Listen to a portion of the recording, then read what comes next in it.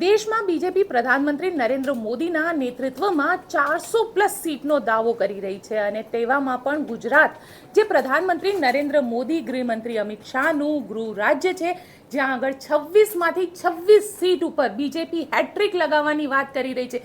CR Patil 5 લાખથી વધારેની સીટનો લીડનો દાવો કરી રહ્યા છે અને તેવામાં હજી પણ 4 સીટ એવી છે જ્યાં આગળ બીજેપીનો આ જે પેજ છે તે ફસાયેલો છે. હજી ઉમેદવાર અહીંયા આગળ ઘોષિત નથી કરી શકી. એ જે 4 સીટ છે, મહેસાણા, અમરેલી, જુનાગઢ અને સુરેન્દ્રનગર, આ ચારેય સીટ ઉપર અત્યારે પેજ ફસાયેલો છે. તેમાંથી જુનાગઢની સીટની વાત કરવામાં આવે તો રાજેશ ચુડાસમા જે ત્યાંના સાંસદ છે અને છેલ્લા 2 દિવસથી અલગ અલગ કાર્યક્રમોમાં રાજેશ ચુડાસમાની જે હાજરી છે તે દરેકને ઉડીને આંખે ચોટે એવી છે.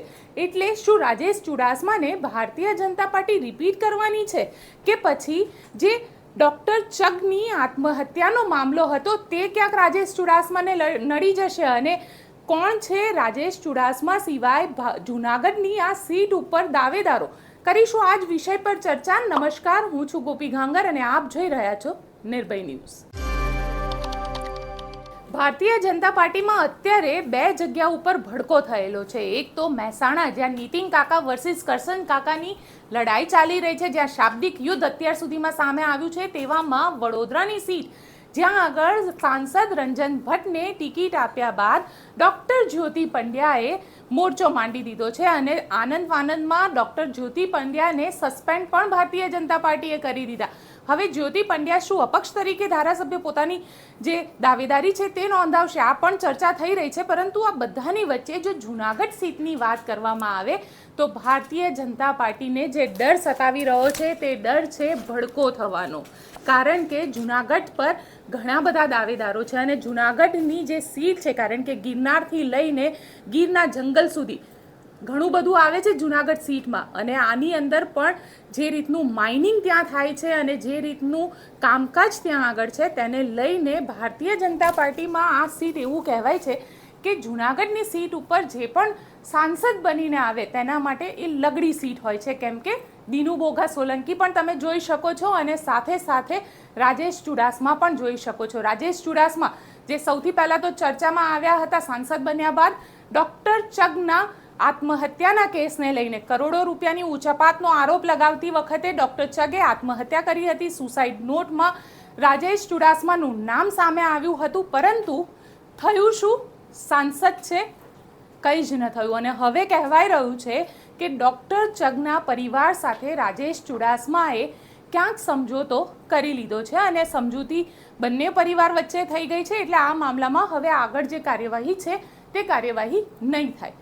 પરંતુ આ આખા મામલામાં, કારણ કે જૂનાગઢની હવે દાવેદારોની વાત કરવામાં આવે તો દાવેદારોના નામ પણ સામે આવ્યા છે, કારણ કે રાજેશ ચુડાસમા પોતે દાવેદારી કરી જ રહ્યા છે.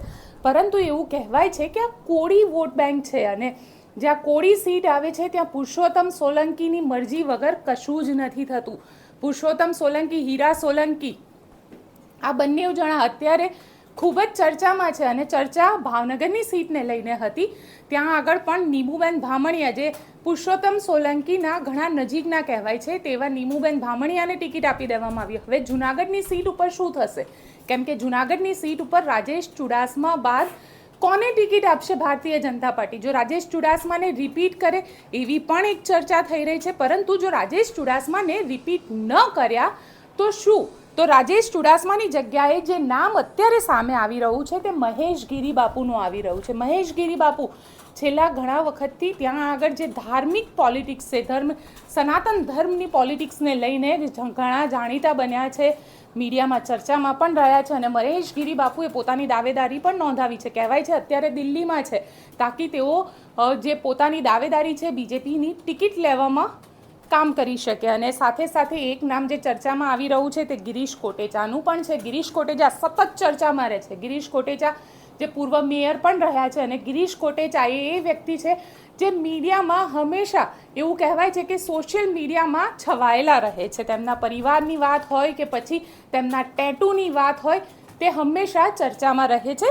મહેશ ગિરીબાપુ જે દિલ્હીમાં છે અત્યારે, ડીપી ચીખલિયાની પણ ચર્ચા ચાલે છે અને સાથે સાથે ડોલર કોટેચાની પણ ચર્ચા થઈ રહી છે. ડોલર કોટેચા ખેતી બેંકના ચેરમેન છે અને કહેવાય છે કે ડોલર કોટેચા છે તેઓ પણ પોતાનો દાવે અહીંયા અત્યારે જૂનાગઢની સીટ ઉપર કરી રહ્યા છે અને એક નવું નામ ગઈકાલથી ચર્ચામાં આવ્યું છે અને આ નવું નામ જે ચર્ચામાં આવ્યું છે તે કહેવાય રહ્યું છે કે સુરેન્દ્રનગર નજીક એક જ્યારે મંદિરનું નિર્માણ થતું હતું ત્યારે મંદિર નિર્માણમાં આહિર સમાજ દ્વારા એક જે કોમન નામ લેવાયું તે હતું જસા બારડનું. હવે જસા બારડને ટિકિટ આપશે કે નહીં એ પણ એક સવાલ છે અને સાથે સાથે જો વાત કરવામાં આવે તો રાજેશ ચુડાસમા રિપીટ થશે કે નહીં, કારણ કે 2 દિવસથી તો ગઈકાલે જ્યારે અરવિંદ લાડાણી ભારતીય જનતા પાર્ટીને જોઈન કરી રહ્યા હતા ત્યારે CR પાટીલની સાથે હતા રાજેશ ચુડાસમા. આ પહેલાં પણ ચોરવાડમાં જ્યારે અંબાણી પરિવાર પહોંચ્યો ત્યારે પણ તેઓ ત્યાં હતા.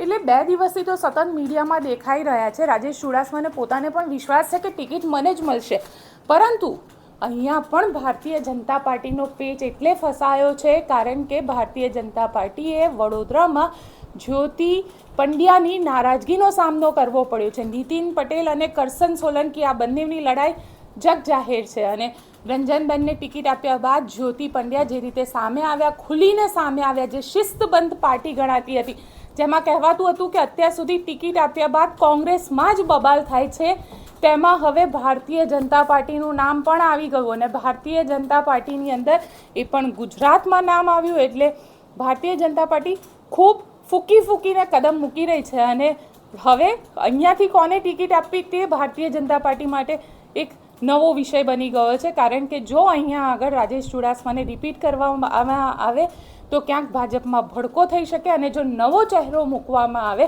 તો પણ ભાજપના જે જૂના સંનિષ્ઠ કાર્યકરો છે તેઓ કામ કરવાનું બંધ કરી દે તો 5 લાખ પ્લસની લીડથી જીતવાનો જે CR પાટીલનો દાવો છે તે ક્યાંક તકલીફમાં મુકાઈ શકે. એટલે એ પણ એક એવું કહેવાય રહ્યું છે કે જૂનાગઢની જે સીટ છે તેના ઉપરનો જે જંગ છે તે ઘણો દિલચસ્પ રહેશે, કારણ કે માણાવદર જે પોરબંદરમાં આવે છે ત્યાં આગળ જવાહર ચાવડા અત્યારે તો દેખાતા નથી અને નારાજ કહેવાય રહ્યા છે, પરંતુ જૂનાગઢનું શું થશે અને સાથે સાથે ત્યાં બાયપોલ પણ આવી રહ્યા છે વિસાવદર સીટના. એટલે પેટા ચૂંટણીની અંદર ભૂપત ભાયાણીને ટિકિટ આપવાની વાત CR પાટીલે તો કરી દીધી છે, પણ હવે ભૂપત ભાયાણીને પણ જીતવાનું તો છે જ અને સાથે જૂનાગઢની લોકસભાની સીટ જીતવાની છે. તો કોણ હશે ત્યાંથી ઉમેદવાર? નિર્ભય ન્યૂઝ તમને બતાવતું રહેશે અને સાથે જે નામ અત્યાર સુધી ચર્ચામાં આવ્યા છે તે નામની પણ આપણે ચર્ચા કરી, પણ અંતે એવું કહેવાય રહ્યું છે કે જો વિરોધ વધ્યો તો નિશ્ચિત છે કે રાજેશ ચુડાસમાને અહીંયાથી રિપીટ કરવામાં આવે. આપને અમારો રિપોર્ટ કેવો લાગ્યો કોમેન્ટ બોક્સમાં ચોક્કસથી જણાવજો. અમારી ચેનલ નિર્ભય ન્યૂઝને લાઇક, શેર અને સબસ્ક્રાઇબ કરવાનું ભૂલશો નહીં. આભાર.